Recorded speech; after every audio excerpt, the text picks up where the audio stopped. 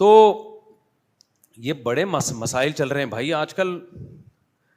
مجھے ڈر یہ ہوتا ہے لوگوں کا ایمان داؤ پہ لگتا ہے, لوگ مرتد ہو جاتے ہیں. پھر کسی پہ آپ بہت زیادہ اعتماد کرتے ہیں, اس کی بات سنتے ہیں, جب دیکھتے ہیں وہ فراڈ کر رہا ہے, پیسے لے کے بھاگ گیا, یا کوئی غلط اس میں یعنی کوئی بیوقوف بنا رہا ہے عورتوں کو, یا اور جو واقعات ہو جاتے ہیں اس طرح کے ہومو سیکشولیٹی کے, اللہ بچائے ہم سب کو, تو پھر لوگ ایمان داؤ پہ لگتا ہے لوگوں کا.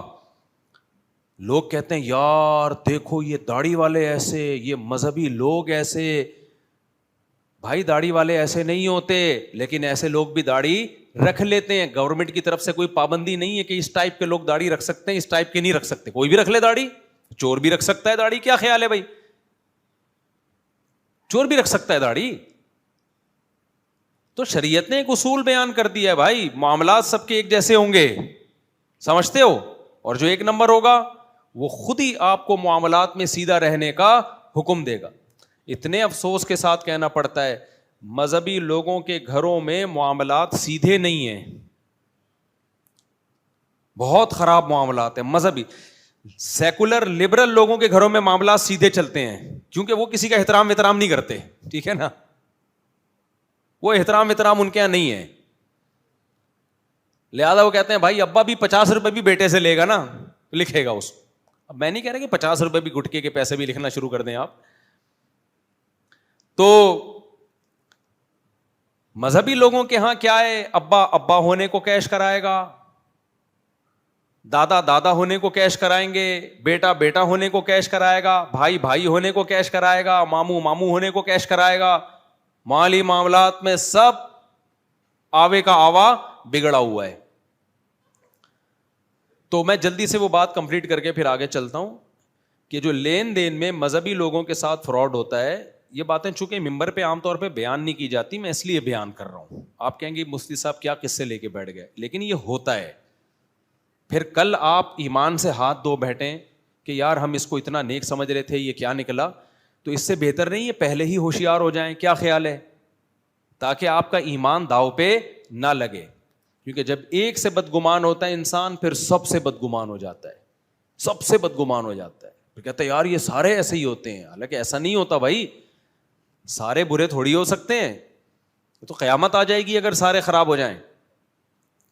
تو یہ میں آپ سے عرض کروں, ہوتا کیا ہے کہ کچھ لوگ گیٹ اپ اچھا بنا لیتے ہیں, باتیں اچھی کرنا شروع کر دیتے ہیں, ان کی نیت واضح و نصیحت کی نہیں ہوتی, وہ ویژنری لوگ نہیں ہوتے.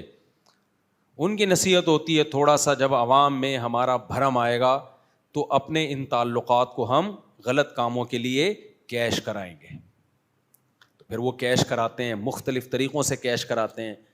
آپ ان سے پوچھو کہ یہ جو ان سے جب تفتیش کرنے لگو گے ان کو غصہ آنا شروع ہو جائے گا, بھاگیں گے, دائیں بائیں ہوں گے. اچھا جب بھی یاد رکھو کسی مدرسے سے کسی کو نکالا جاتا ہے تو اکثر وہ دوسرے مدرسوں میں جا کے کہانی چینج کر دیتا ہے. کچھ تو صحیح بھی کر رہے ہوتے ہیں, خود انہوں نے ریزائن دیا ہوتا ہے یا غلط نکالا ہوتا ہے مدرسے نے, لیکن کچھ گڑبڑ بھی کر رہے ہوتے ہیں. تو کیا ہوتا ہے, سامنے والا تحقیق کرتا نہیں ہے, بس وہ اس کی بات پہ اعتماد کر لیتا ہے. میں یہ خود بھگتا ہوا ہوں. ہمارے ایک استاذ ہیں, میرے بہت پرانے ٹیچر ہیں, ان کے مدرسے میں انہوں نے ایک شخص کو نکال دیا. اب وہ استاذ مشہور بھی ہیں, سختی میں سخت ہیں. وہ ایک بندے کو نکالا تو وہ بندے نے آ کے میرے سامنے, یہ بات ہے 15 سال پرانی, دکھڑا رونا شروع کیا, مجھے نکال دیا. دیکھو اب مجھے پتا تھا وہ ٹیچر تھوڑے سخت بھی ہیں, وہ ذرا سی بات پہ نکال بھی دیتے ہیں. تو مجھے بڑا ترس آیا اس کے اوپر.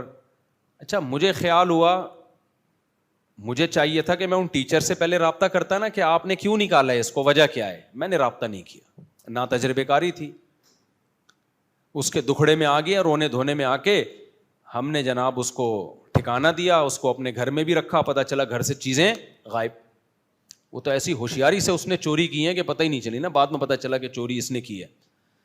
اور چندہ بندہ بھی لے کے کھا گیا, بہت کچھ, یعنی 1 سال کے بعد پتہ چلا فراڈی ہے. تو میں نے اپنے ٹیچر سے رابطہ کیا, میں نے کہا حضرت آپ نے اس کو کیوں نکالا تھا. وہ مجھ پہ غصے ہوئے کہ جب میں نے نکالا تھا کمبخت تمہیں مجھ سے پوچھنا چاہیے تھا نا کہ ہم نے کیوں نکالا اس کو, ہے بھائی. ایک دفعہ تو پوچھتے, یک طرفہ بیان سن کے کیسے ترس کھانا شروع کر دیا, وہ نا تجربے کاری تھی ہماری. یہ بات درست ہے, جب معاملات ہوں بھائی پہلے پوچھو. ہمارے نام سے کوئی چندہ مانگ رہا ہے, پہلے آپ ہم سے پوچھیں کہ مفتی صاحب یہ ریلائبل ہے کیا, آپ نے اس کو بولا ہے؟ تو لوگ خود بخود کر رہے ہوتے ہیں, بدگمان ہوتے ہیں. تو میں آپ سے عرض کر رہا ہوں, آپس کے لین دین کو اور معاملات کو کیا کرنے کی ضرورت ہے؟ ٹھیک. سمجھ رہے ہو؟ آپس کے معاملات کو کیا کرنے کی ضرورت ہے بھائی؟ ٹھیک.